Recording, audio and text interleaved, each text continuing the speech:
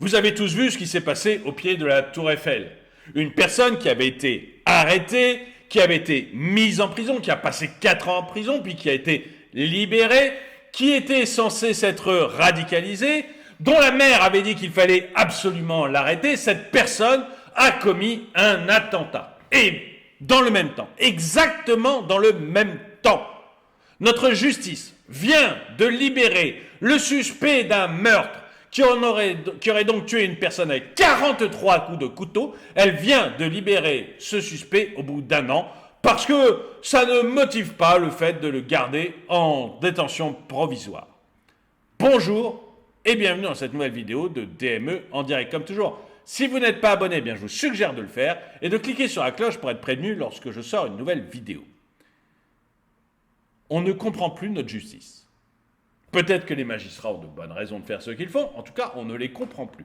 On ne comprend pas comment des fous furieux qui sont reconnus dangereux, qui ont été reconnus coupables d'avoir préparé un attentat terroriste, peuvent être libérés au bout de 4 ans et se retrouver à commettre des crimes au pied de la Tour Eiffel, alors que même leur mère leur dit, prévient la police pour dire que c'est quelqu'un de vraiment dangereux. Dans la même période, exactement dans la même période, puisque c'était la semaine dernière, la justice du côté de Metz a décidé de remettre en liberté quelqu'un soupçonné d'avoir tué une personne de 43 coups de couteau. 43 coups de couteau.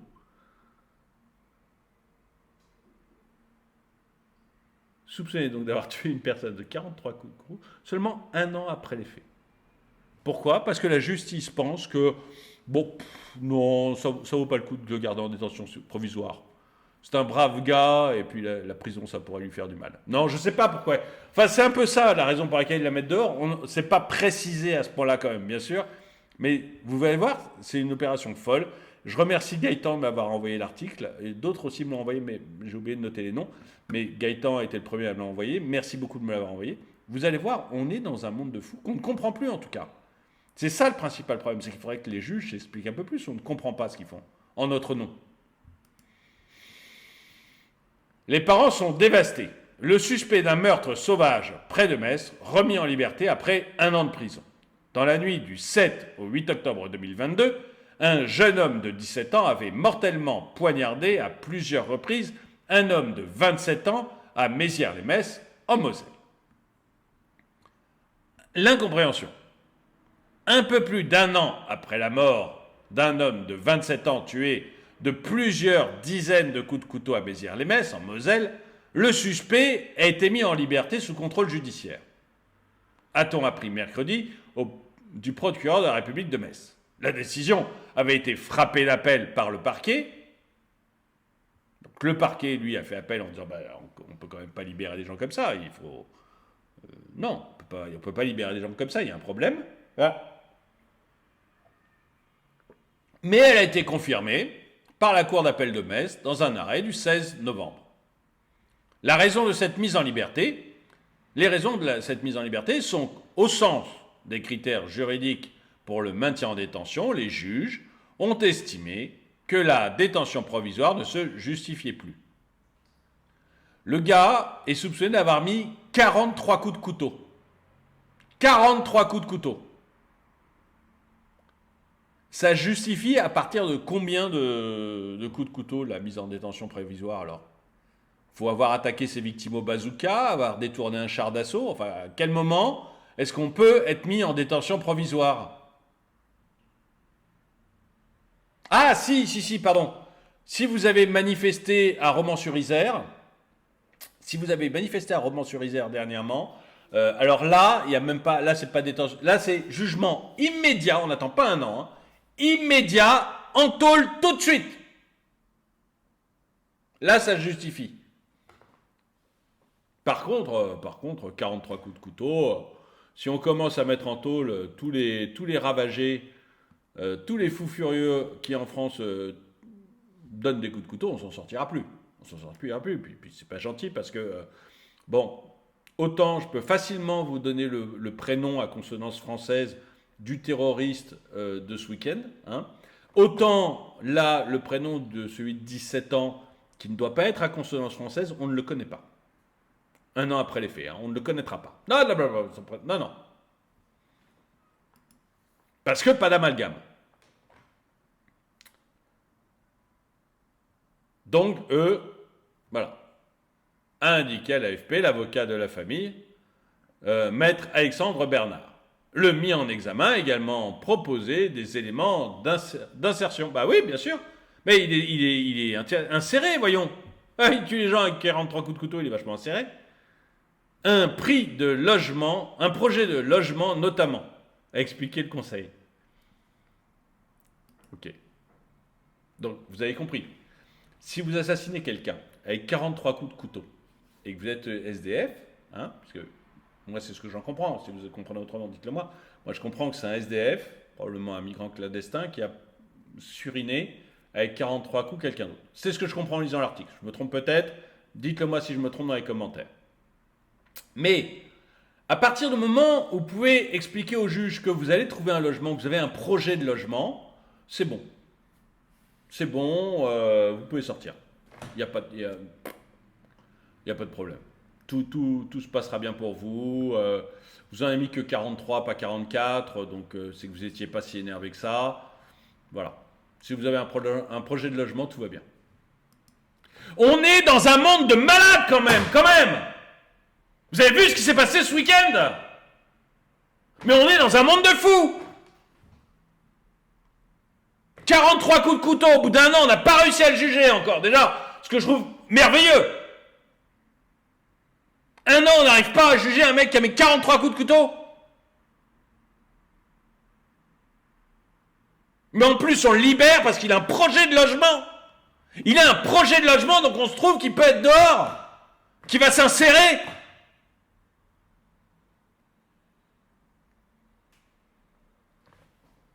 C'est un monde de fous. C'est un monde de fous. Et après, on va le retrouver sur un pont en face de la Tour Eiffel. Et tout le monde va dire « Ah mais comment ça se fait ?» Hop, on est bien surpris alors.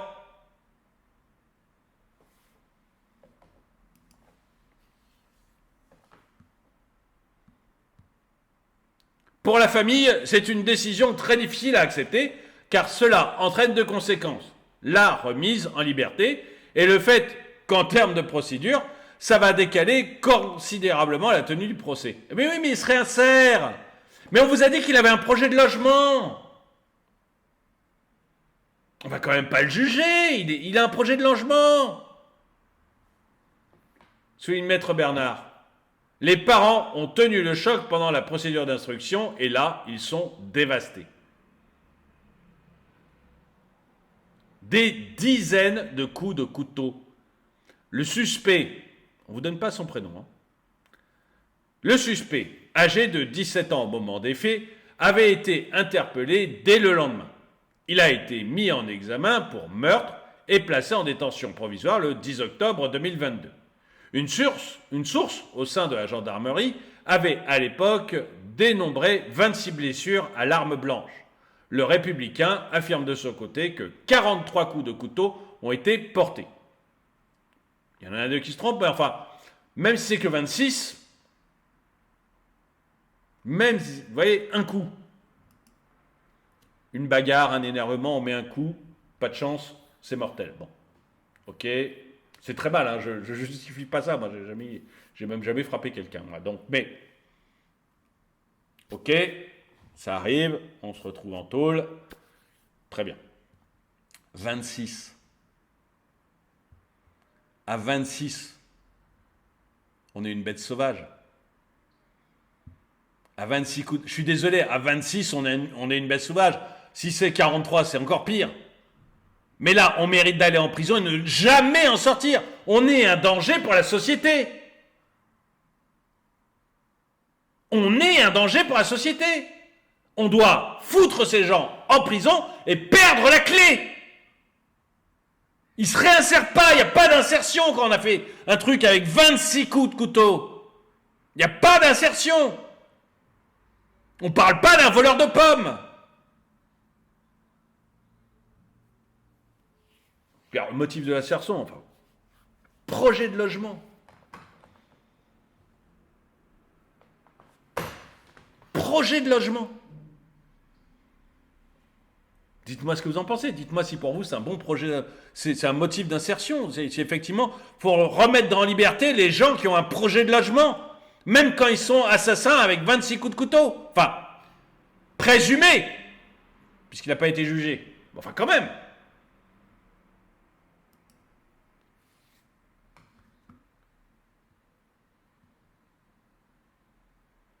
Le mis en cause ne vit pas dans la région et n'a pas le droit de contacter les proches de la victime selon le quotidien local. Il manquerait plus que ça, qu'il puisse se pointer.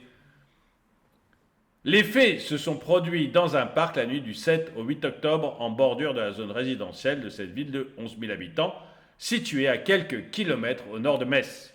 Voyant la victime se faire poignarder, un riverain avait prévenu les secours. L'intervention des pompiers avait été vaine.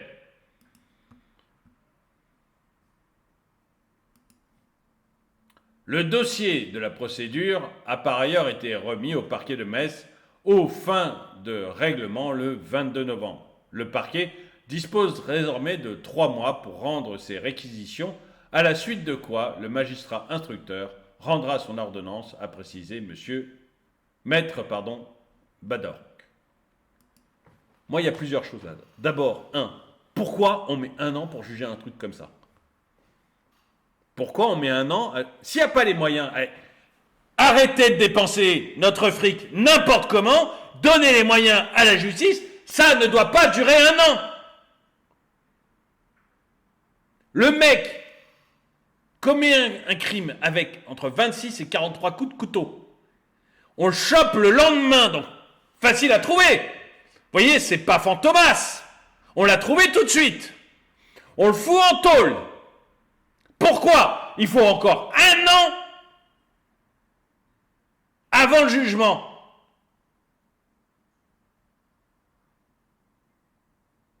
Si on l'a chopé, c'est qu'on avait des éléments concordants. L'enquête, elle est bouclée au bout d'1 mois, maxi.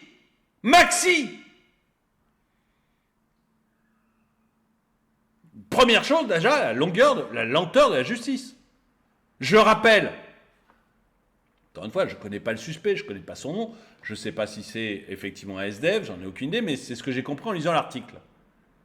Je rappelle que les mecs qui sont allés manifester à Romans-sur-Isère, ils ont été condamnés le lendemain. Comparution immédiate, 10 mois de prison, le lendemain. Donc on est capable de faire.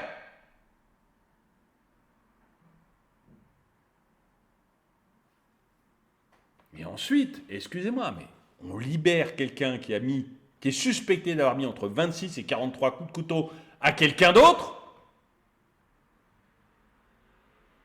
On le libère parce qu'il a un projet d'appartement, un projet de logement. Que donc, du coup, on trouve que c'est suffisant pour dire qu'on s'est réinséré, un projet de logement. Puis on le libère au bout d'1 an. Mais il est dangereux, c'est un mec hyper dangereux. Dans l'échelle du danger, il est quand même tout en haut. Tout en haut. Il n'y a pas tellement plus dangereux. Mais on le libère. Parce qu'il a un projet de logement. Écoutez, moi je ne comprends pas ce que fait notre justice. Si vous comprenez, dites-le moi dans les commentaires. Expliquez-moi, n'hésitez pas à m'expliquer. Moi, je ne comprends pas comment ça fonctionne. Je vivrai aujourd'hui à Metz ou dans les alentours de cette petite ville, j'aurai les chocottes, je me dirai, en bas de chez moi, là, en bas de chez moi, il y a un mec qui se balade. La dernière fois qu'il a croisé quelqu'un dont la gueule ne lui revenait pas, il lui a mis 26 coups de couteau. Ben, j'aurai la trouille. J'aurai la trouille. Est-ce qu'on est obligé de tous vivre dans la trouille parce que la justice est trop lente ou que certains juges pensent que avoir un projet de logement, c'est suffisant pour sortir de prison? Dites-moi ce que vous en pensez. En tout cas, merci d'avoir regardé cette vidéo. Mettez-lui un pouce vers le haut, commentez-la, partagez-la. Merci à tous ceux qui soutiennent la chaîne. Et moi, je vous dis à très bientôt.